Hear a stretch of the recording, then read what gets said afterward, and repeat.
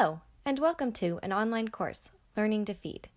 We are excited to have you participate with us in this program and look forward to learning from you about how to best help new parents learn to feed solid foods to their babies. My name is Rachel McGowan, and I am a graduate student at California State University, Long Beach. I helped develop this curriculum with Dr. Virginia Gray, RDN, and Isabel Gowell, RDN. This course was created to help support parents in this difficult process by giving you the tools to ensure that your baby is exposed to all types of different foods. We want to help set your baby up for success later in life when it comes to their eating habits by helping you prevent picky eating and help them like healthy foods.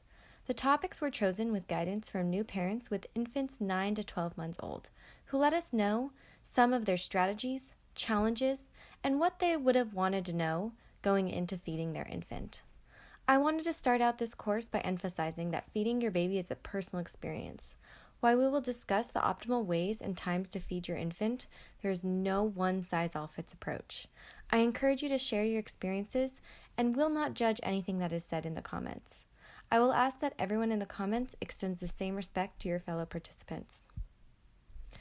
Each lesson is on its own page and can be accessed by clicking on the Lessons tab above. Many are accompanied by handouts and short quizzes. As we go through the lessons, I will sometimes ask you to pause the video and try something on your own, or write down an idea. Since it is an online course, I will let you know when there will be opportunities to interact with other participants and myself via the comment section below each lesson. I'm happy to answer questions in the comment section as well. Before we get started, I want to take a moment to reflect. There may be several times I ask you to set intentions for how or what you will feed your infant. However, right now, I want to take a moment to set intentions for this course. What do you want to learn, and how do you think this course will impact your baby's life? Please take a moment to write down your thoughts. The healthy habits we will cover in this course may impact your baby's life in a variety of ways. Some examples of things you could learn and apply may include intentions like learn how to expose my baby to a variety of textures and flavors to help prevent picky eating in the future. Learn how to help my baby learn to self-regulate eating, being in tune with hunger and fullness signals, and more. If you have to pause the video to finish writing down your intentions, please do so. In this lesson, we will cover the optimal timing of the introduction of solids, which the World Health Organization says is around 6 months. We will also cover something called food parenting. We suggest that you decide when and what your baby eats and allow your baby to decide how much they eat. Now that we have covered the big ideas, let's get into it. Many professional organizations have their own recommendations for when and what to introduce to infants. In this course, I will present the World Health Organization guidelines for infant feeding. Please pause the video and write down what you have heard about beginning the introduction of solid foods. This could be anything that you have learned from friends, family, your pediatrician, or the internet. To start, let's discuss complementary feeding. According to the World Health Organization, this refers to the process that starts when breast milk alone is no longer sufficient to meet the nutritional needs of infants, and therefore other foods and liquids are needed along with breast milk. Guidelines for this process are established to ensure that your baby is getting adequate nutrition at the right times in their early life. This is a critical window to promote growth, health, and behavioral development. It is also a fun time for you and your baby to experience social aspects of eating, and for your baby to gain experience with different flavors and textures. Until 6 months, it is ideal if your baby is not introduced to any solids unless directed by your pediatrician. The complementary feeding process should ideally start around 6 to 8 months. At 6 months, small amounts of food should be offered 2 to 3 times daily. At this time, the majority of your baby's nutrients should be coming from breast milk. Around 9 to 11 months, the food should increase to 3 to 4 times daily. While it is still important to breastfeed, more nutrients should be coming from solid foods, up to about 50%. When your baby reaches 12 months, food should be offered 3 to 4 times with additional nutritious snacks, 1 to 2 times per day. After 1 year, the majority of your baby's nutrients should be coming from solid foods instead of breast milk. As you can tell, this is a gradual process, starting with small portion sizes of about 1 to 2 tablespoons at a time. As you increase the amount of food you provide, your baby will need less breast milk or formula.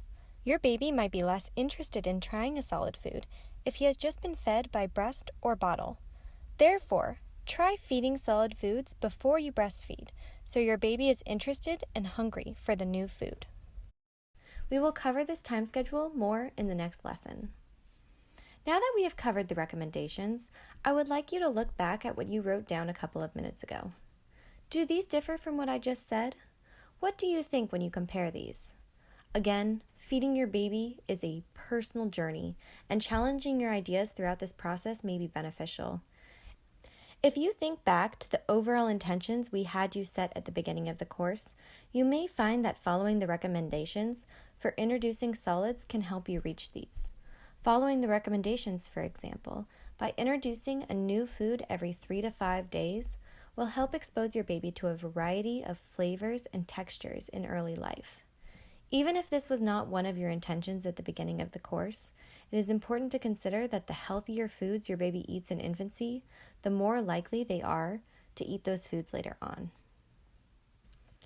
While much focus is placed on what and when to feed your infant, how you feed your infant is also important. We use the term food parenting to talk about how you parent in any setting that involves food. This includes foods that you make available, any actions or emotions you have during feeding, and the eating behaviors you model. Your infant watches and reacts to your behavior when it comes to food. They will be interested in the food you eat and will respond both positively and negatively to the demands and praise you provide during mealtimes. Please pause here to download the handout provided with this lesson and come back for a small activity. This section will not attempt to tell you how to parent. Instead, we want to provide strategies for you to approach the feeding environment with your baby. Everything you do can impact your baby's health, so it is important to carefully think through the behaviors and emotions you have during mealtimes. Emotions during feeding time can be complicated. Your baby may seem like they are eating too little or too much. They may not want to eat the food that you are providing, and this can be tough. During mealtimes, it is important to provide structure for your baby, but also to be responsive.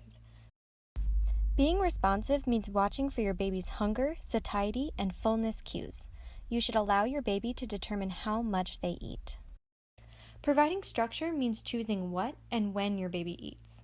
In practice, this could look like a negotiation. Parents convince the baby to eat using social praise. Social praise should be given for activities like tasting a new food or attempting to self-feed, instead of finishing everything that is provided. The way you decide to feed at this point will set the stage for how you feed when they grow older. If you can set a foundation of good habits during infancy, your child will have a better relationship with food during their toddler years and beyond.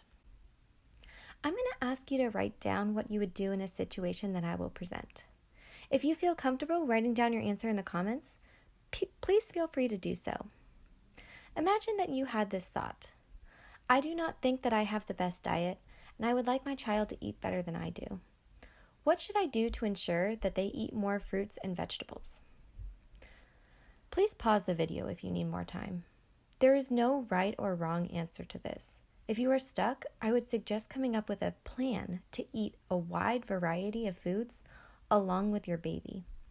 You could start with an achievable goal of eating at least one vegetable each night at dinner.